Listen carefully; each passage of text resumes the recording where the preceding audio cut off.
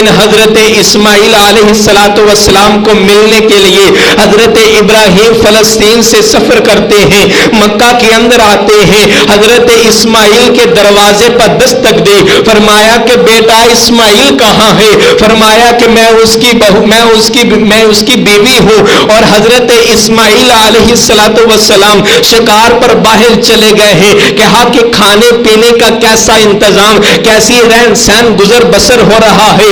فرمایا کہ کبھی کھا لیتے ہیں، کبھی بھوکے سو جاتے ہیں، کبھی پانی شربت پی لیتے ہیں، کبھی پیاسے سو جاتے ہیں، کبھی حضرت اسماعیل گھر میں آ جاتا ہے، نہیں تو کتنے دن جنگلوں میں گزار دیتے ہیں۔ حضرت اسماعیل علیہ السلام کا سارا بھید کھول کے بیان کر دیا، فرمایا کہ اپنے گھر والیوں کو سمجھانا چاہیے، اپنے گھر کے راز کو باہر نہیں بتاتے، اس کو پتا نہ تھا یہ حضرت اسماعیل کا والد حضرت ابراہیم ہے۔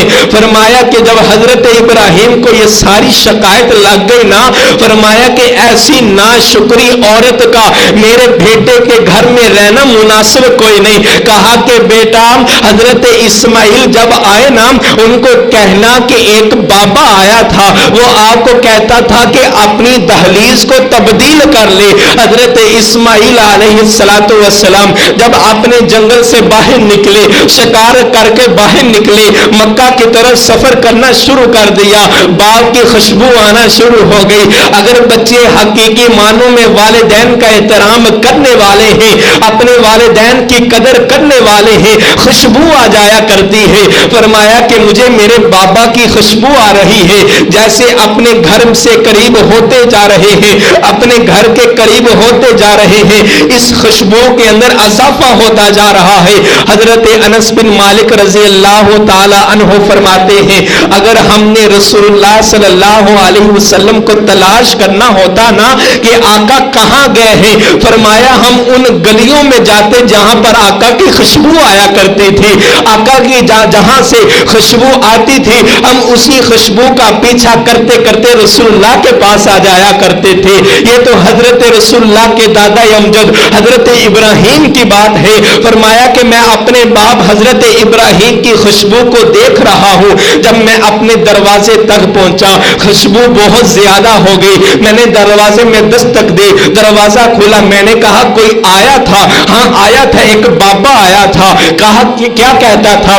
کہا کہ آپ کے بارے میں پوچھ رہا تھا۔ میں نے کہا کہ وہ جنگل میں گئے ہیں، وہ شکار کھیلنے کے لیے گئے ہیں۔ جب میں وہاں پہنچ، اس بات پر جب میں نے جواب دیا نا، پھر فرمایا کہ تمہارا گزر بسر کیسے ہو رہا ہے؟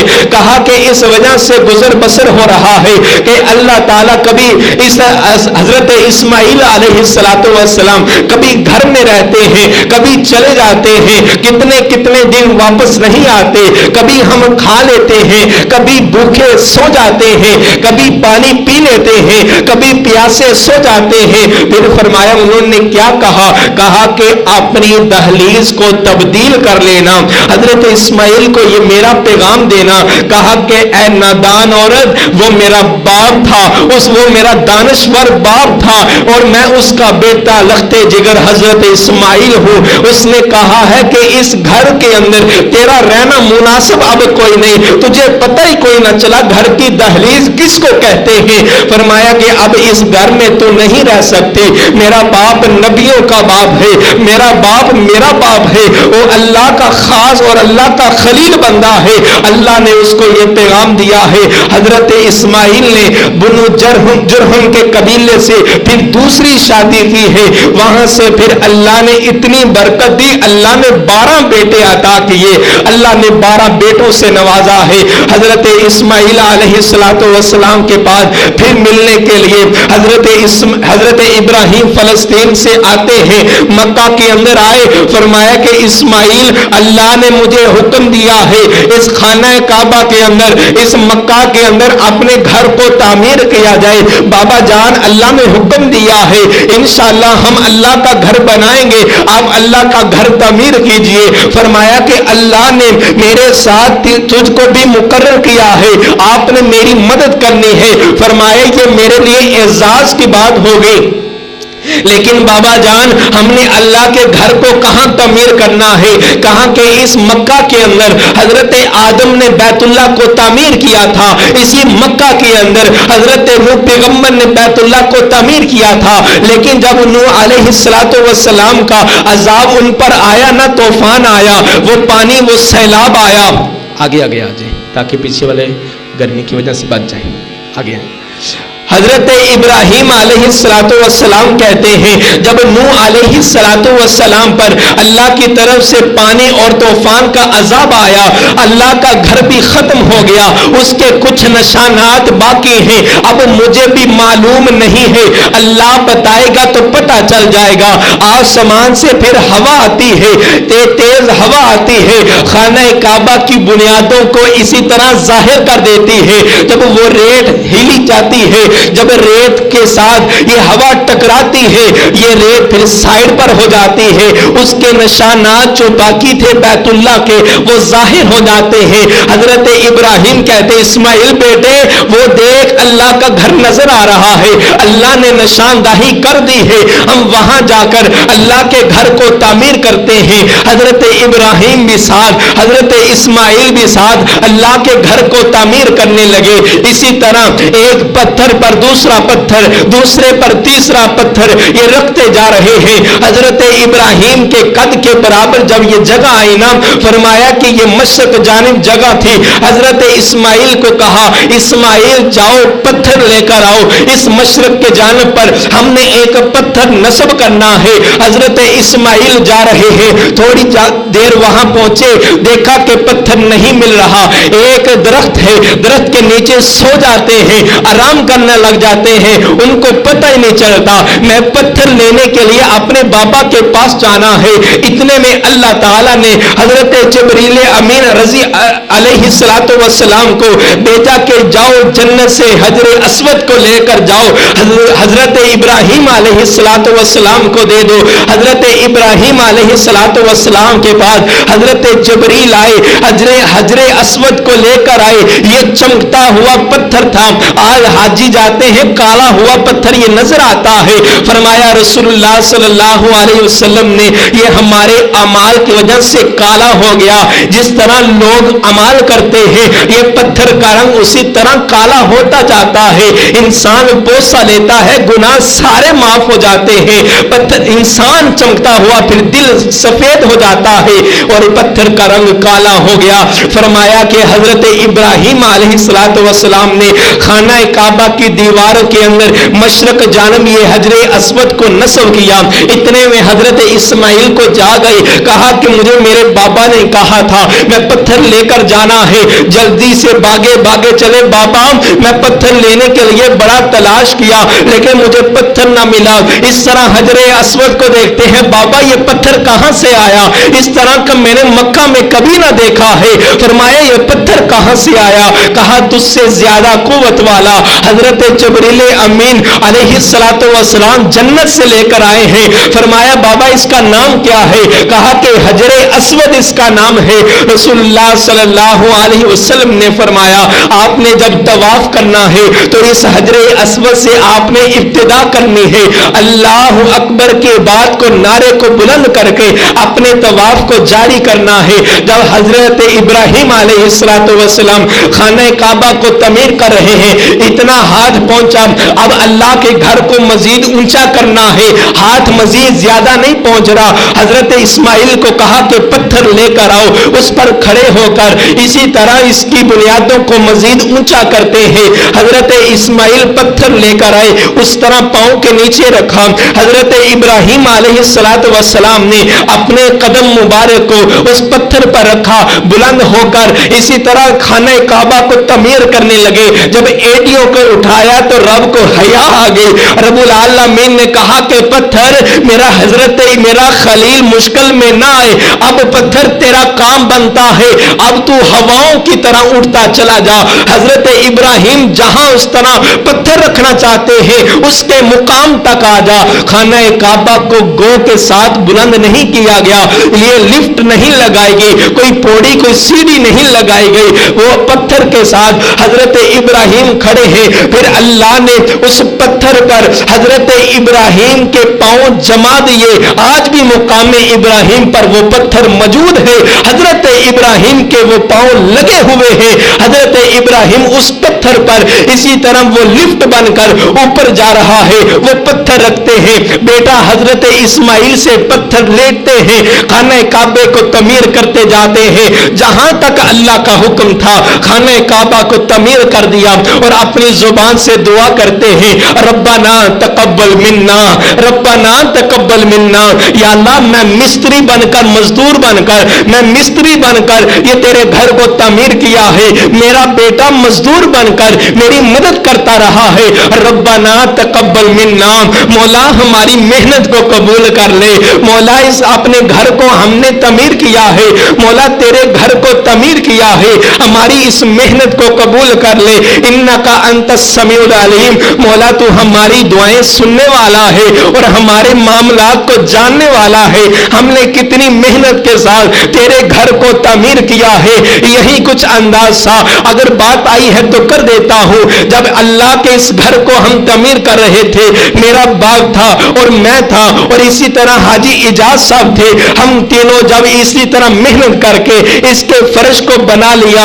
ابھی یہ مکمل تعمیر نہ ہوا تھا. دیوار کو نکال دیا. پھر ہم نے محراب کے اندر نماز مغرب کو ادا کیا. میں نے نماز پڑھائی. ہماری آنکھوں سے آنسو جاری ہو گئے. مولا حضرت ابراہیم اور حضرت اسماعیل کی سنت کو زندہ کیا ہے.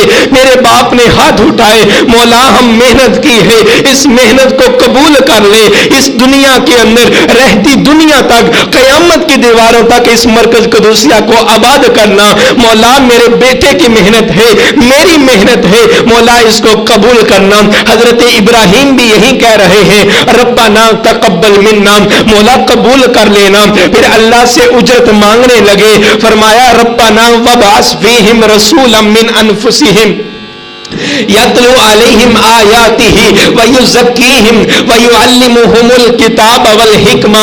اللہ سے دعا کرتے ہیں یا اللہ اب تیرے گھر کو تعمیر کر دیا ہے. اب اس کی آبادی کے لیے ایک ایسا رسول بھیج, ایک ایسا پیغمبر بھیج, ایک ایسا ہادی بھیج جو تیرے قرآن کی تلاوت کرنے والا ہو, جو تیرا فرمان سنانے والا ہو, لوگوں کو لا الہ الا اللہ کی دعوت دینے والا ہو. پھر اللہ تعالیٰ نے رسول اللہ صلی اللہ علیہ وسلم کو اس مکہ کی وادی کے اندر حضرت اسماعیل علیہ السلام کی نسل سے رسول اللہ کو پیدا فرمایا ہے. اور حضرت واصلہ بن اسقع رضی اللہ تعالی عنہ بیان کرتے ہیں کہ رسول اللہ صلی اللہ علیہ وسلم نے فرمایا ان اللہ اصطفى کنانۃ من ولد اسماعیل. اللہ تعالیٰ نے حضرت اسماعیل علیہ السلام سے کنانہ کو چنا ہے. پھر کنانہ سے قریش کو چنا ہے. پھر قریش سے بنو ہاشم کو چنا ہے. پھر بنو ہاشم سے حضرت عبد المطلب کو چنا ہے.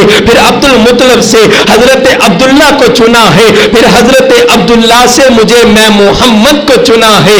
اس کائنات کے اندر اس دھرتی کے اندر اللہ نے رونق بخشی ہے. میرے ساتھ میں اللہ کے قرآن کی دعوت دیتا ہوں, لوگوں کو قرآن کی طرف بلاتا ہوں. مکے وچ ایک سونا آیا رب دی بولی بولدا. مکے وچ ایک سونا آیا رب دی بولی بولدا. جیڑا اوندے لڑ لگ جاوے او کدے نہیں ڈولدا. اوندے رتبے بڑے نرالے اونی ویندا گورے کالے اور رنگاں دی گٹھری اندر نہیں شکلاں تولدا. جیڑا اوندے لڑ لگ جاوے او کدے نہیں ڈولدا. حضور آئے تو سر آفریش پا گئی دنیا. اندھیروں سے نکل کر روشنی میں آ گئی دنیا. مجھے چہروں پہ نور آیا سو چہروں کا زنگ اترا. حضور آئے تو انسانوں کو جینے کا شعور آیا. رسول اللہ صلی اللہ علیہ وسلم فرماتے ہیں یہ میرے دادا ابراہیم علیہ السلام کی سنت کو ہم نے زندہ کرنا ہے. 10 ذی الحجہ کو اللہ کے ہاں قربانی کرنی ہے. فرمایا کہ یہ جو 10 دن ہے والفجر ولیال عشر یہ اللہ کے ہاں بڑی عزت والے ہیں. اللہ نے ان 10 دنوں کی قسم کھائی ہے. حضرت امام امام ابن حجر اسقلانی بیان کرتے ہیں، فرمایا کہ اللہ نے اس 10 دنوں کو کس طرح عظمت والا بنایا ہے۔ اللہ نے اپنی تمام مرکزی عبادات کو اس 10 دنوں کے اندر جمع کر دیا ہے۔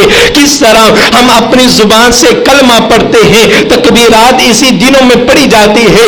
رسول اللہ صلی اللہ علیہ وسلم ان دنوں کے اندر کثرت کے ساتھ ذکر کیا کرتے تھے۔ فرمایا کہ کلمہ پڑھنا، نماز، روزہ، حج، زکوٰۃ، ان 10 دنوں کے اندر ہم یہ تمام عبادات کو پورا کرتے ہیں، نمازوں کو بھی ادا کرتے ہیں۔ اور اسی طرح رسول اللہ صلی اللہ علیہ وسلم نے فرمایا زکوٰۃ کو بھی ادا کرنا، صدقہ خیرات کی بھی فضیلت رسول اللہ صلی اللہ علیہ وسلم نے بتائی۔ ہم ان 10 دنوں کے اندر صدقہ و خیرات بھی کرتے ہیں، اللہ کے راستے میں مال بھی خرچ کرتے ہیں، اور فرمایا کہ قربانی بھی کرنا یہ بھی صدقہ ہے، یہ بھی صدقہ ہے۔ اللہ کے راستے میں اپنے مال کو قربان کر رہے ہیں، جانور کو قربان کر رہے ہیں۔ اور فرمایا رسول اللہ صلی اللہ علیہ وسلم نے اور مرکزی جو عبادت جو باقی دنوں میں پورا نہیں ہوتی، ان 10 دنوں کے اندر وہ مکمل ہو جاتی ہے، وہ حج کا عظیم رکن ہے۔ اللہ تعالیٰ نے وہ عبادت کو ان 10 دنوں کے اندر رکھا ہے کہ حج جیسی عظیم عبادت مسلمان اپنے مکہ، اپنے وادیوں کو چھوڑ کر، اپنی بستیوں کو چھوڑ کر، اپنے ملکوں کو چھوڑ کر اس عظیم ہستی، اس عظیم درسگاہ پر پہنچتے ہیں جہاں پر حضرت ابراہیم نے خانہ کعبہ کو تعمیر کیا ہے، جہاں پر حضرت اسماعیل محنت کر کے اس مرکزی جگہ کو آباد کرنے کے لیے حضرت ابراہیم نے قربانی کو پیش کیا ہے۔ فرمایا کہ مکہ کے اندر جاتے ہیں، مدینہ کے اندر جاتے ہیں، اپنے عظیم اسلامی رکن حج کو پورا کرتے ہیں۔ یہ ان 10 دنوں کی فضیلت ہے۔ کوئی بندہ روزے بھی نہ چھوڑے۔ رسول اللہ صلی اللہ علیہ وسلم ان 9 دنوں کے اندر روزہ رکھا کرتے تھے، اور 9 ذی الحجہ کا روزے کی فضیلت فرمایا رسول اللہ صلی اللہ علیہ وسلم نے، جو بندہ 9 ذی الحجہ کا روزہ رکھتا ہے اللہ اس کے 1 سال قبل اور 1 سال بعد والے گناہوں کو معاف فرما دیتے ہیں۔ آؤ پھر ان عبادت، ان 10 دنوں کی قدر کریں۔ اللہ کے ہاں ایک ایک دن کو، ایک ایک گھنٹے کو، ایک ایک منٹ کو قیمتی جان کر اپنی زبان سے سبحان اللہ پڑھے، اپنی زبان سے الحمدللہ پڑھے۔ رسول اللہ صلی اللہ علیہ وسلم نے فرمایا جو بندہ سبحان اللہ پڑھتا ہے، الحمدللہ پڑھتا ہے، لا الہ الا اللہ پڑھتا ہے، واللہ اکبر پڑھتا ہے، ایک ایک کے بدلے اللہ جنت میں درخت لگا دیتے ہیں۔ فرمایا صحابہ کیا میں آپ کو جنت کے خزانوں میں سے خزانہ نہ بتاؤں؟ فرمایا یا رسول اللہ کیوں نہ بتائیں، ضرور بتائیں۔ فرمایا لا حول ولا قوت الا باللہ، یہ الفاظ پڑھا کرو، یہ جنت کے خزانوں میں سے ایک خزانہ ہے۔ دعا ہے رب جلیل سے اللہ تعالی ہمیں ان 10 دنوں کی قدر کرنے کی توفیق عطا فرمائے۔